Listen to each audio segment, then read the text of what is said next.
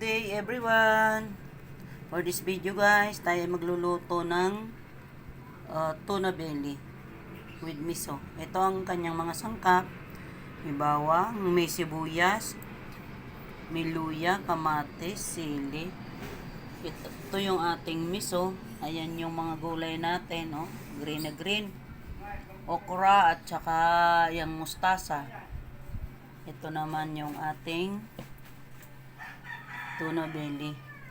Pag naglinis nga pala tayo guys ng isda, kailangan lalagyan natin siya ng asin para yung lasa niya ay medyo may lasa na siya, hindi siya lasang matabang.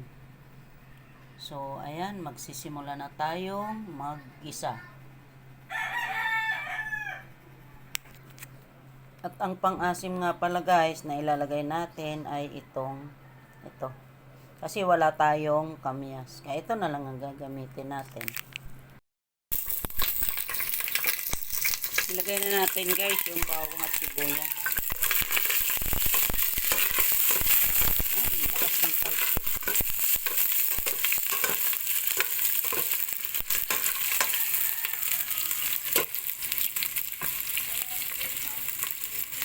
Ilalagay na rin natin yung luya.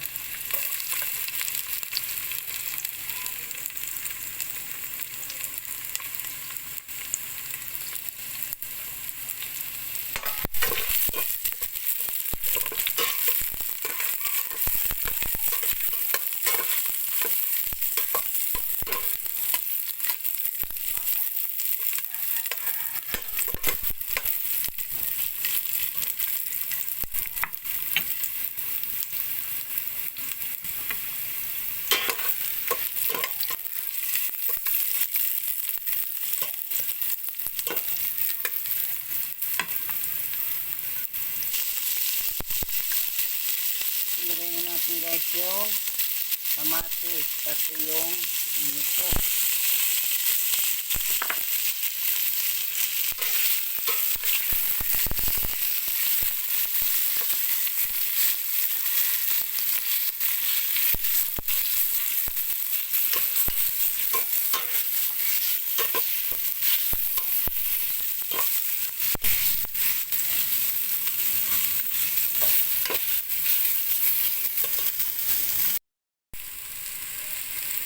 Ayan na guys, nagisa na yung miso. Ilalagay na natin ang isda.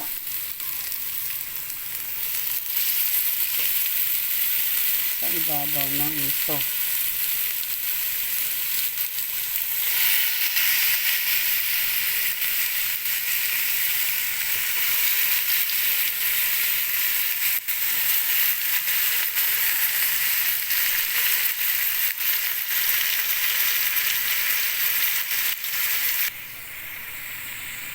Ayan na guys, nakalagay na sa takpan natin ng medyo yung bango yung aroma nung luya mahalo dun sa isda. Pabayaan muna natin siya dyan sa mahinang apoy ng mga ilang minuto. Dahan-dahan natin hahaluin para hindi madurog ang isda.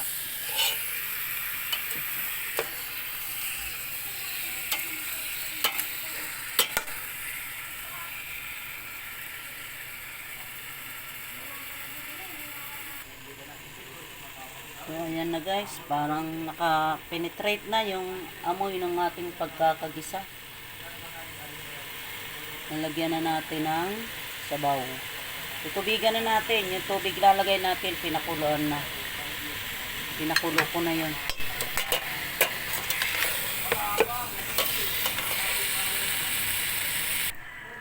So, ayan guys, may tubig na. Pakukuluin lang natin yan bago ilagay yung gulay.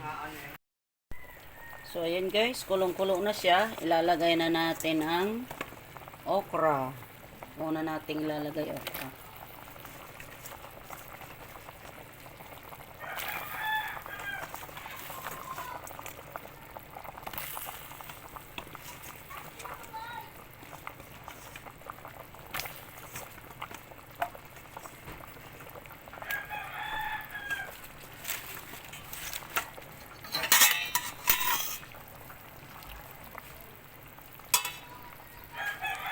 Takpan natin siya sandali.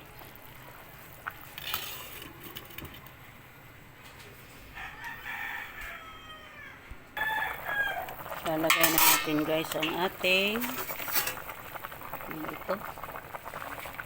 Isa pang gulay.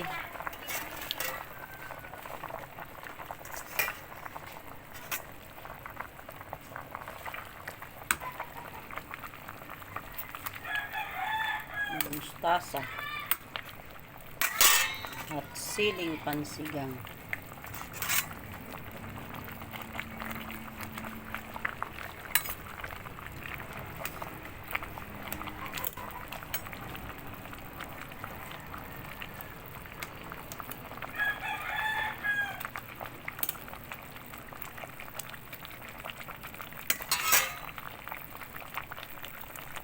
Yan, sandali lang guys magluto ng sinigang sa miso. Malapit nang maluto. Takpan lang natin sandali para lumambot yung tangkay ng mustasa.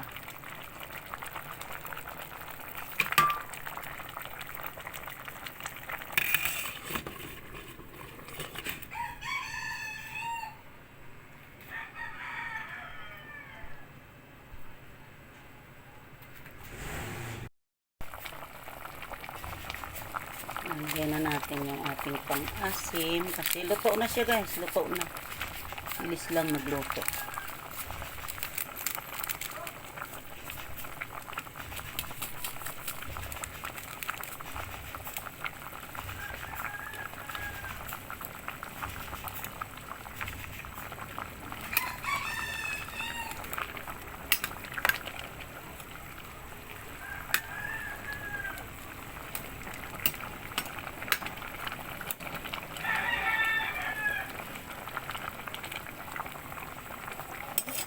Mana natin.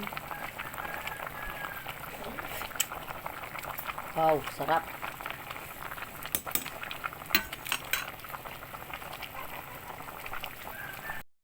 So, ayan guys, luto na siya. Yan na, okay na.